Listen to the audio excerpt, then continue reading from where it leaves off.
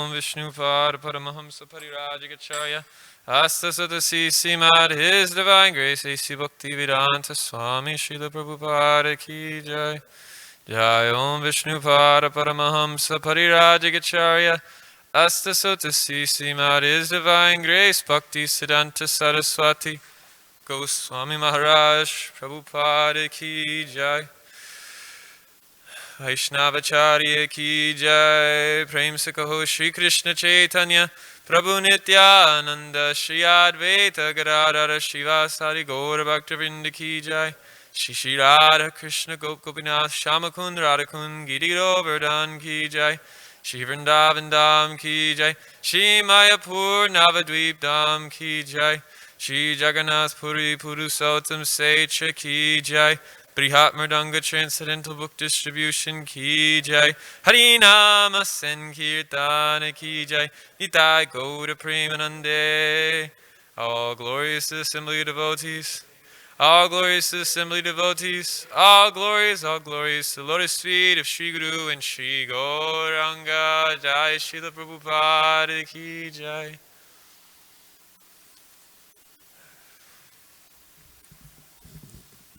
Thank you all for coming to the Saturday morning Srimad Bhagavatam class. I was thinking about it this morning that there's no better place to be on a Saturday morning in Los Angeles, California than in a Hare Krishna temple listening to Srimad Bhagavatam. It's a lot better than watching television and drinking coffee, that's for sure.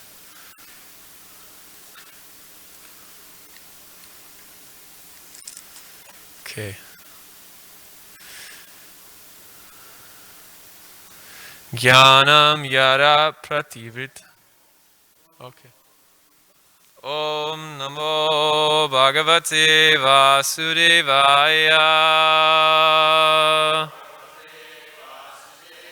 Om Namo Bhagavate Vasudevaya.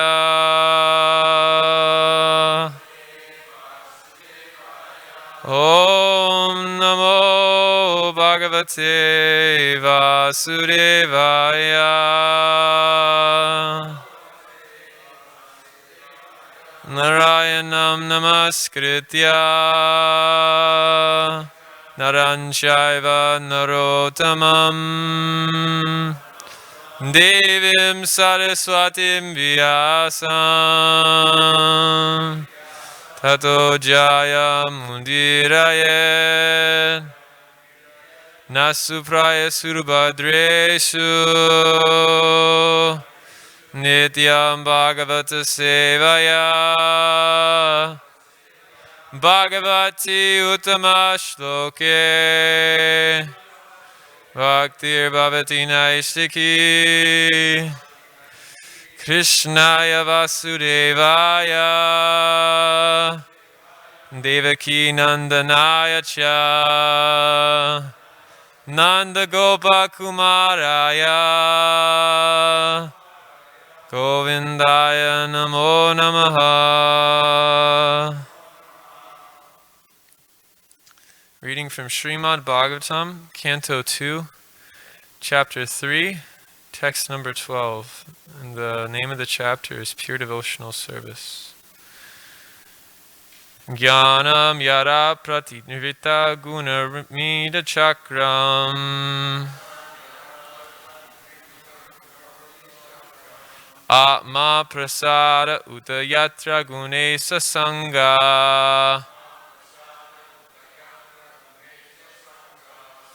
Kevala samatapanastva antabhakti yoga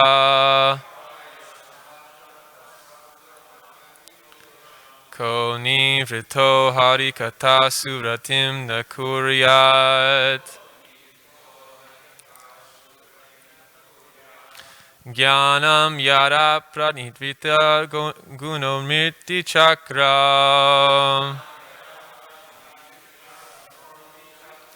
Atma prasada utayatra gune sasanga Kaivalya samatapanastuva antra bhakti yoga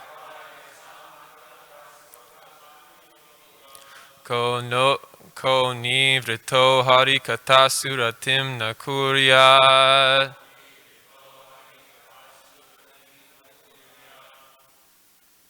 Jnanam yat aprati nirvita guno mritchakram.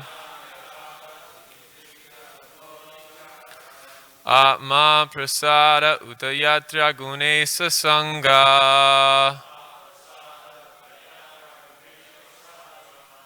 Kaivalya sammata padastata antra bhakti yoga.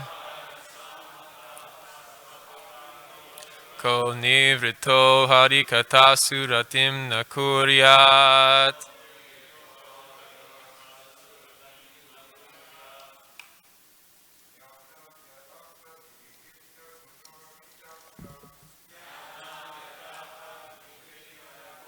Chakram.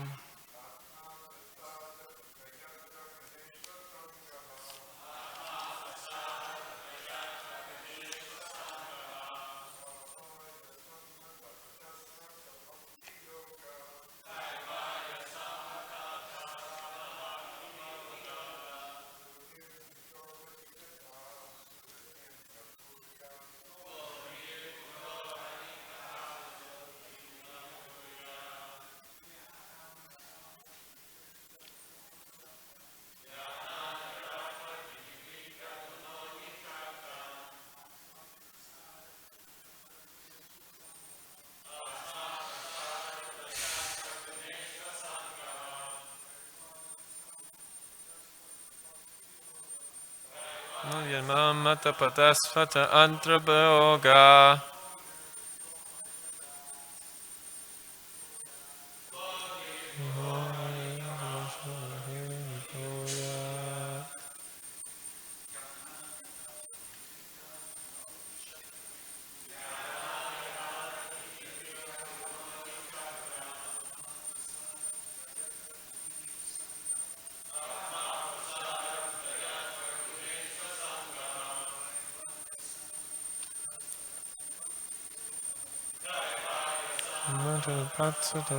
Yoga.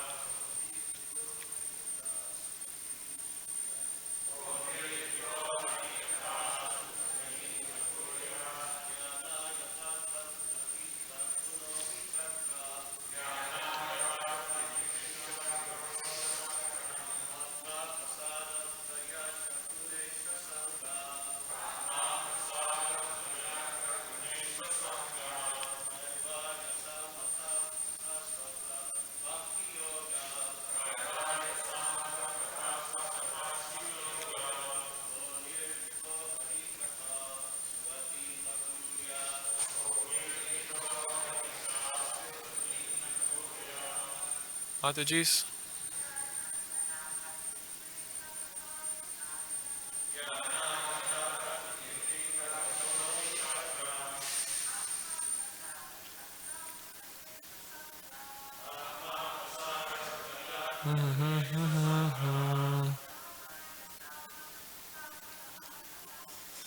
Kaivalya sammata padasfata akti yoga.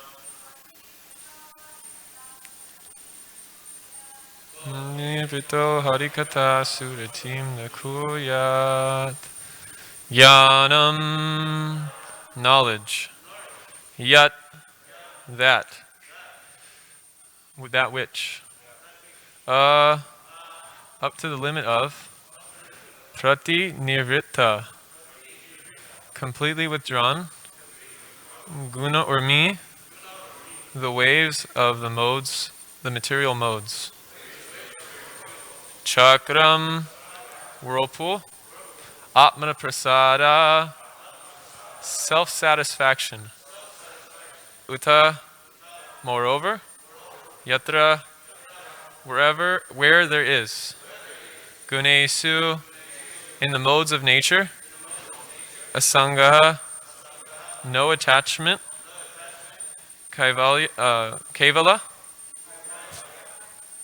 Archita, Kaivalya. Transcendental. Samata, approved. Pata, path. To, but. Ata, therefore, Bhakti Yoga, devotional service. Kaha, who? Nirvita, absorbed in. Harikatasu, in the transcendental topics of the Lord. Ratim, attraction. Na, shall not. Kuryat. Translation and purport by His Divine Grace, A.C. Bhaktivedanta Swami Srila Prabhupada Ki Jai. Translation. Transcendental knowledge in relation with the Supreme Lord Hari is knowledge resulting in the complete suspension of the waves and whirlpools of the material modes. Such knowledge is self-satisfying due to its being free from material attachment and being transcendental. It is approved by authorities. Who could fail to be attracted? Purport. According to Bhagavad Gita 10.9, the characteristics of pure devotees are wonderful. The complete functional activities of a pure devotee are always engaged in the service of the Lord, and thus the pure devotees exchange feelings of ecstasy between themselves and relish transcendental bliss. This transcendental bliss is experienced even in the stage of devotional practice, if properly undertaken under the guidance of a bona fide spiritual master. And in the mature stage, the developed transcendental feeling culminates in realization of the particular relationship with the Lord by which a living entity is originally constituted, up to the relationship of conjugal love with the Lord, which is estimated to be the highest transcendental bliss. Thus, Bhakti Yoga, being the only means of God realization, is called Kevala. Srila Jiva Goswami quotes the Vedic version, Eko Narayano Deva Paratvaram Paramam Aste Kevala Samjitaha. In this connection, and establishes that Narayan, the personality of Godhead, is known as Kevala, and the means which enables one to approach the Lord is called Kevala Patana, or the only means of attainment of Godhead. This Kevala Patana begins from Shravanam, or hearing those topics that relate to the personality of Godhead. And the natural consequence of hearing such Hari Katha is attainment of transcendental knowledge, which causes detachment from all mundane topics for which a devotee has no taste at all. For a devotee, all mundane activities, social and political, become unattractive. And in the mature state, such a devotee becomes uninterested even in his own body, and what to speak of bodily relatives. In such a state of affairs, one is not agitated by the waves of material modes.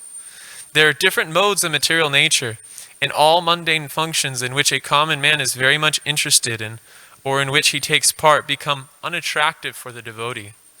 This state of affairs is described here as Pratinivritta Gunomri, and it is possible by Atma Prasad, or complete self-satisfaction, without any material connection. The first-class devotee of the Lord attains this stage by devotional service. But despite his loftiness, for the Lord's satisfaction, he may play the voluntary part of a preacher of the Lord's glory and dovetail all into devotional service, even mundane interests, just to give the neophytes a chance to transform mundane interest into transcendental bliss. Srila Rupa Goswami has described this action of a pure devotee as Nirbandha Krishna Sambandhe Yukta Vairagya Uchate. Even mundane activities dovetailed with the service of the Lord are also calculated to be transcendental or approve Kevala affairs. Om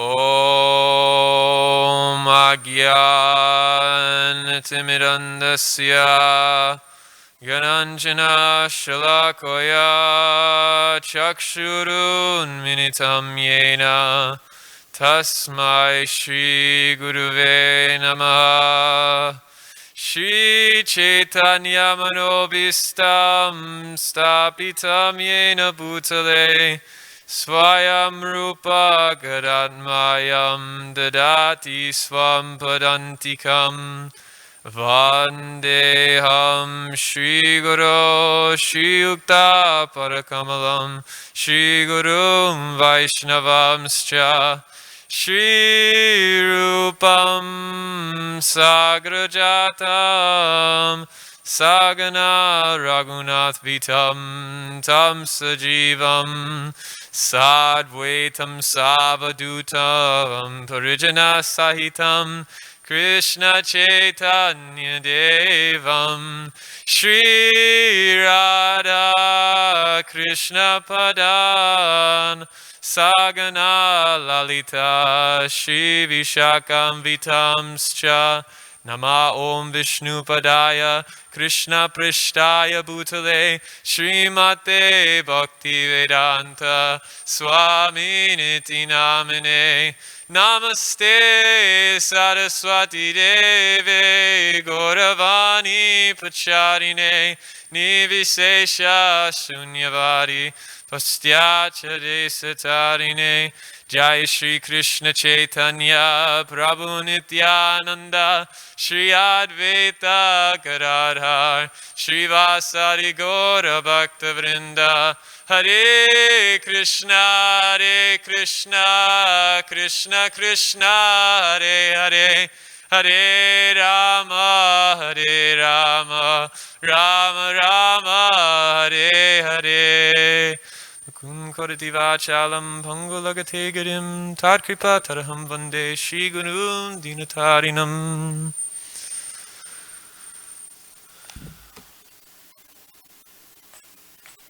So I want to thank everyone once again for coming to Srimad Bhagavatam class. And I seek the blessings of all the senior Vaishnavas present. In the Nectar of Devotion, it's described that there's different ways that one can come to perfection. One can come to perfection by being in perfection, being a Nitya Siddha. One can come to perfection by practicing sadhana. But then ultimately one can come to perfection by kripa, by mercy. And one of the ways one can attain perfection is by the good wishes of the Vaishnavas. And Rupa Goswami gives many examples in Nectar of Devotion. So I seek all the blessings of senior Vaishnavas because really we're just a product of the devotees that we're around. So I seek all of your prayers and blessings that I can speak something that will be beneficial to us throughout the day and something we can reflect on as we progress in our Krishna consciousness. So when I was reading this verse, I couldn't help but think of another verse from Srimad Bhagavatam from the teachings of Kapila Dev.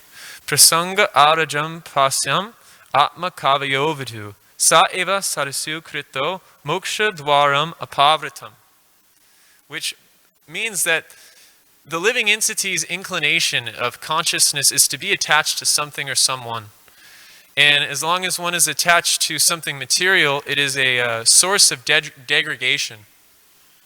Whereas when one places attachment in the sadhus, then it becomes a source of upliftment and can actually free one from existing in the anxiety of the material world.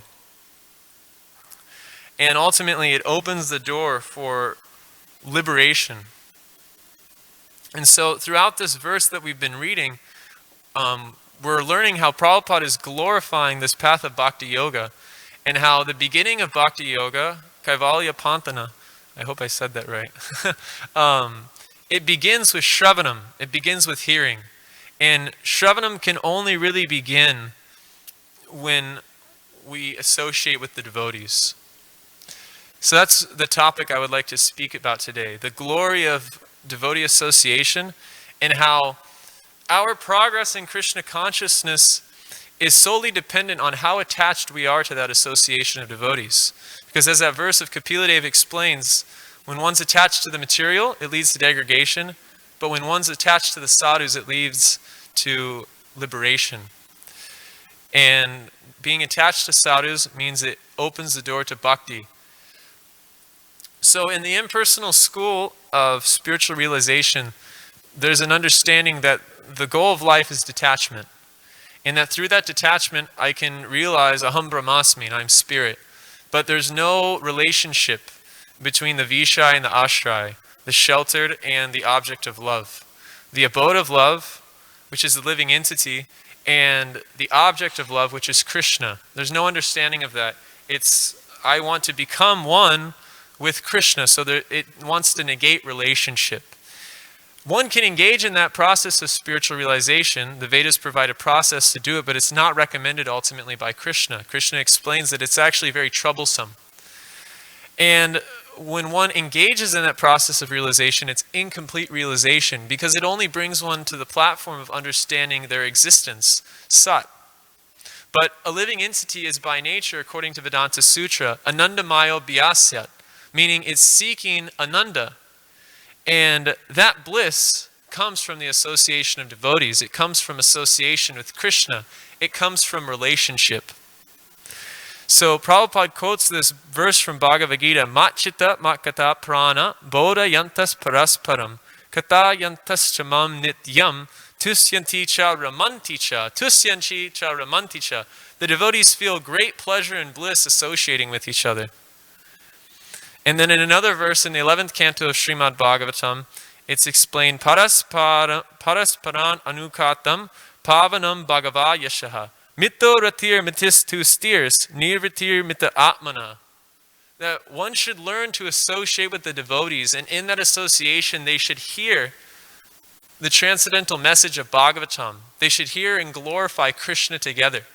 And in that hearing and glorification of Krishna together, they feel great satisfaction within themselves. And through that satisfaction, they become inspired to give up the world of sense gratification, which is ultimately a path leading to complete misery. So, in contrast to the impersonalists, our success is solely dependent on relationship, whereas their success is solely dependent on negation of relationship. So to the degree we are refining our relationships in regards to hearing and chanting, and to the degree that we are developing attachment for each other through that hearing and chanting, to that degree we will become detached from material sense gratification. And if we're sensing we still have some attachment to sense gratification, it's possibly because we haven't been able to refine those relationships amongst each other quite yet. This refining of relationship is really the essence of Krishna consciousness, because we're a personal philosophy. We're based on I'm a person, you're a person, and we're all related to the Supreme Person, Krishna. And we're meant to cooperate in serving one another, in serving Krishna. And I've noticed, at least within myself, that there's a tendency to become complacent or unappreciative of the association of devotees. And I've noticed with that comes a sense of dissatisfaction. And it's really just because of familiarity breeds contempt. When we're around people a lot, we kind of forget how great they actually are. But if anyone's ever been away from the temple for a long time, a great example is Mayapur. When you're away from Mayapur for a long time and you go back to Mayapur, you remember how great Mayapur is. But then when you're there for a little bit of time, there's a tendency to take it for granted, for what it actually is. So the association of devotees is like that. So we have to constantly be remembering that the association of sadhus is actually providing the greatest gift. They're providing the gift of how to become devoted. They set the example of what it means to be devoted. They set the example and they teach us how to worship Krishna. I've been fortunate to be serving in the deity kitchen with Ashray Gaur in Vaninath. And they're teaching me how to worship Krishna properly through cooking. They're teaching me how to assist in the kitchen, which is actually the sanctum of Srimati Radharani, and offer something nice to Krishna. Vaninath's so particular about cleanliness, and it's so inspiring because it's just because he wants to please Krishna. He does this thing a lot where if you ask him if you want to cook something. So for instance, I wanted to make buttermilk for the deities. And he said, you can make it, but don't speculate. You're cooking for Krishna, no speculating. So the devotees, they teach us how to worship Krishna. And then finally, the devotees teach us how to sincerely serve. Radhanath Swami, he gives this story of Ganesham Baba. And anyone that's read The Journey Home, I'm sure was endeared by this story of Ganesham Baba. Radhanath Maharaj would go see this Babaji, who was a very pure devotee, that lived in a closet with these deities, Gopi Jana Vallabha. And Radhanath Maharaj would go, and this Babaji would only offer like 3 chapatis a day. And every day he would give the chapatis to Radhanath Maharaj. Why? Because he considered Radhanath Maharaj a dear friend of Gopi Jana Vallabha. Radhanath Maharaj remembers, he's like, I was only 19 years old. I was nobody. But because I was coming and seeing his deities, he said, I'm just the servant of Gopi Jana Vallabha and you're his dear friend. So the devotees teach us how to do things.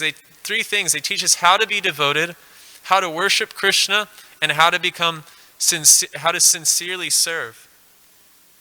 So when we forget these gifts that the devotees are giving us, to the degree we forget those gifts, to the degree our propensity or attachment to the world of sense gratification is there. Materialists are completely forgetful of the gifts that the sadhus give them. So therefore they're completely enraptured by material sense gratification. So I wanted to offer some practical tips on how we could potentially become free from this complacent attitude in the association of devotees. Bhakti Tirtha Maharaj, he offers really 4 amazing, fascinating meditations for us to meditate in regards to community development. The first one he says is treat everyone you encounter as if the success of your spiritual life depends upon the quality of your interactions with them. So in the Sri Ashwa Upanishad, it says Om Purnami Dam, which means that everything that's coming from Krishna is completely perfect and complete. So we can trust that because we're existing within Krishna's creation and we are the created energy of Krishna, that everything is being arranged perfectly for our spiritual advancement. It also says in Sri Ashwa Upanishad, Prabhupada says that Krishna wants us to go back to him more than we want to go to him. So we can trust that everything that we're seeing, everything that we're interacting with, every relationship that we have is coming directly from Krishna. And to the way we're interacting with those relationships, the way we're engaging in those relationships has a direct correlation to our taste for chanting. Bhaktivinoda Thakur says in a song, Gurudev, he says, "Oh Gurudev, please teach me how to respect all living entities. And with that respect, I'll be able to get free from offenses."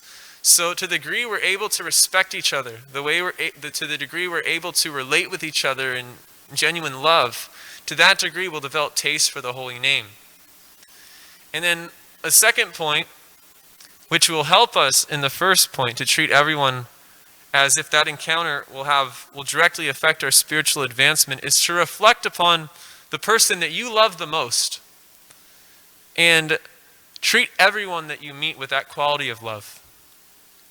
When I look at Srila Prabhupada disciples and the relationships that they have with each other, it's really inspiring for me. It's so deep, it's palatable how deep it is.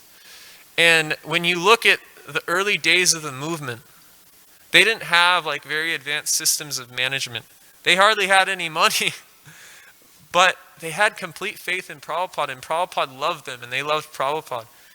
And because they loved Prabhupada so much, whenever people would come to the temple and people would interact with those devotees who loved Prabhupada so much, they were simply acting as like a pipe of Prabhupada's love. The water comes through the pipe, it never stops. And so they were just acting as, a medium for Prabhupada's love to touch people's hearts. And so many people came because of this propensity to treat everyone with the same love that you would give to the person that you love the most. And the third point is to view all conflicts as your own fault first. Generally in Kali Yuga, the normal is quarrels and dissension. And cooperation is generally an austerity. Is it not? But Mahaprabhu, he's asking us to take up the only austerity for Kali Yuga, which is Trinadapi Sanichena, Tarodipa Sahishnina, Amanina Manadena Kirtaniya Sadahari. He's asking us to take the humble position. A blade of grass, when it gets stepped on, it doesn't play the blame game. What it does is it simply accepts it and it rises. So blame and resentment are really poisons which cripple our ability to have a change of heart, because any conflict that we experience in life is actually an opportunity for us to become frustrated. And that frustration really reveals the gaps. When the gaps are revealed, it gives us an opportunity to introspect and begin to do some inner work and really begin to call out to Krishna. Krishna, I interacted with this devotee in this way, and I know I'm not supposed to be like that. Help me. Help me develop like Bhaktivinoda Thakur is singing, "Oh Gurudev, help me respect all living entities." So the conflicts that we face in life, when we play the blame game, it prevents that grace to flow into our heart. But when we immediately put ourselves in a position, it's my fault, then what it does is it opens our heart, it allows us to resolve the conflict and ultimately deepen our own sadachar, our own character. And so ultimately conflicts that we experience in devotional communities, anytime they happen, we can just ask the question, why is this happening to me? What's the service that I can do? And what lesson can I learn? And how can I become a better servant from this interaction? And so the fourth point that Bhakti Tirtha Maharaj gives is, realize that the people in your present circumstances might very well be the people with whom you will live out your life and who will be with you at the time of death. That's really powerful. I remember when I first came to Krishna consciousness, one of the reasons why I was seeking spirituality to begin with is because I wanted to know what happened when I die. I had a loved one die at a very young age, and it was basically something that was on my mind throughout my life. I wanted to know what happens when I die. Why do I have to die? And when I came in contact with Prabhupada's books, it really gave a clear understanding of how to live my life now, so that when death comes, I won't be bewildered by it. Dehi nosem yata dehe, komaram yovaramdra, tatra deham puran, diyas tatra namoyati. Thank you.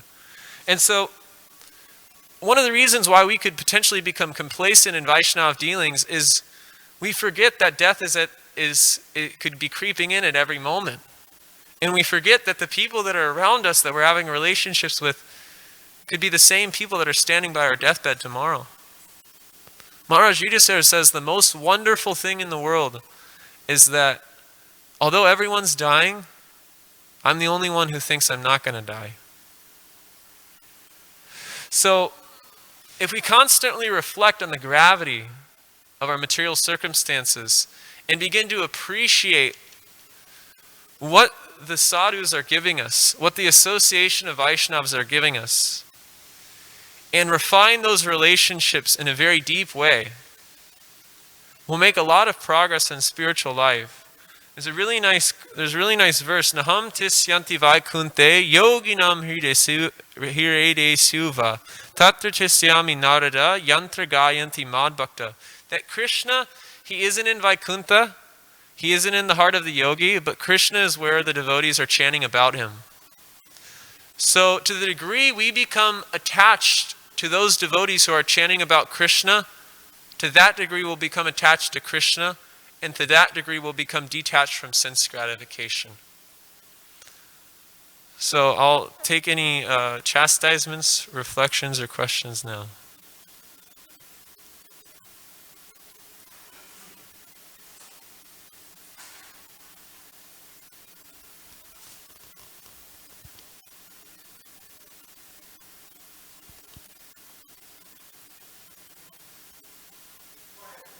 Yeah, I'll repeat it.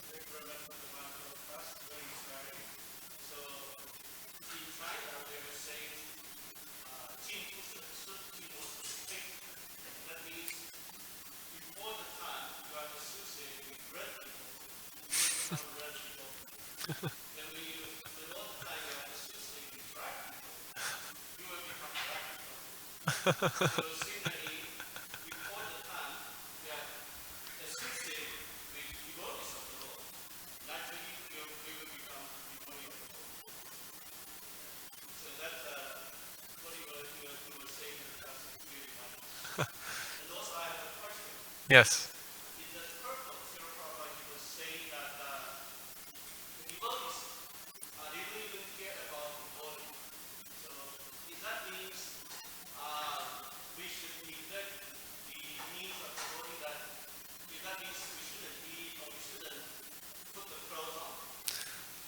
No.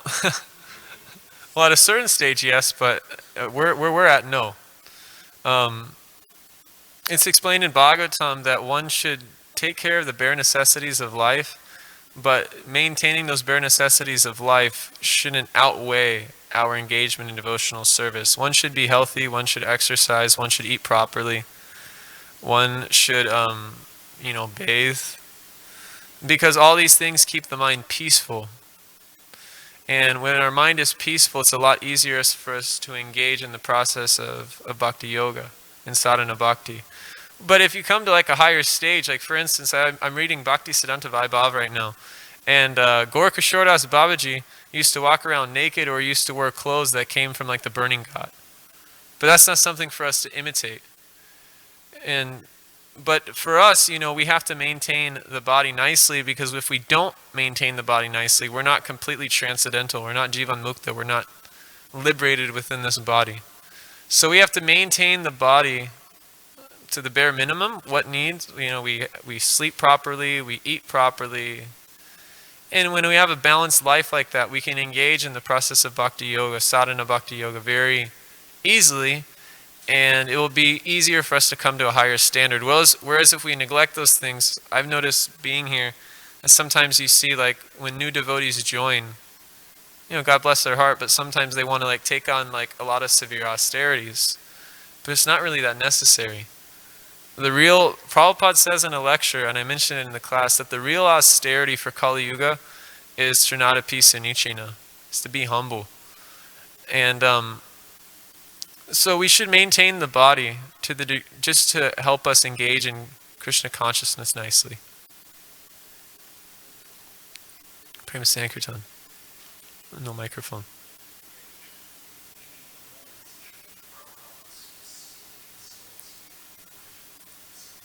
Yeah.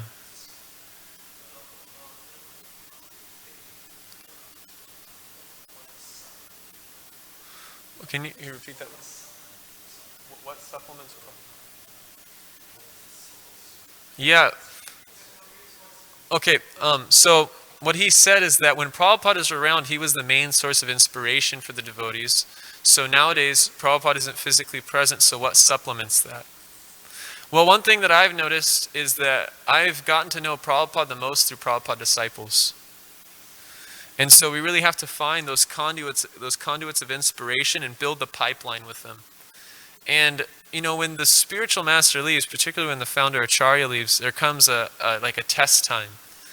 And we all know like the history of ISKCON when Prabhupada left, it was very difficult.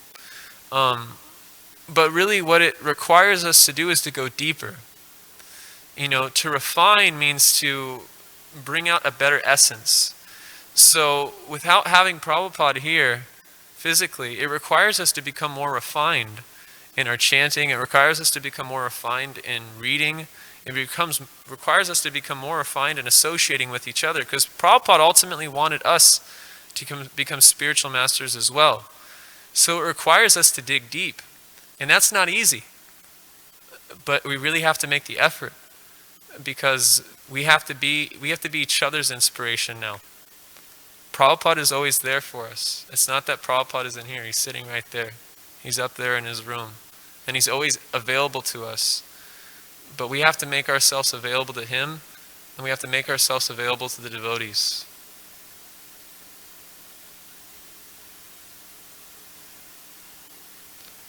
Anything else? Okay. Hare Krishna, thank you so much. Grantaraj Srimad Bhagavatam ki jai. Srila Prabhupada ki jai. Nitai Gaura Premanande.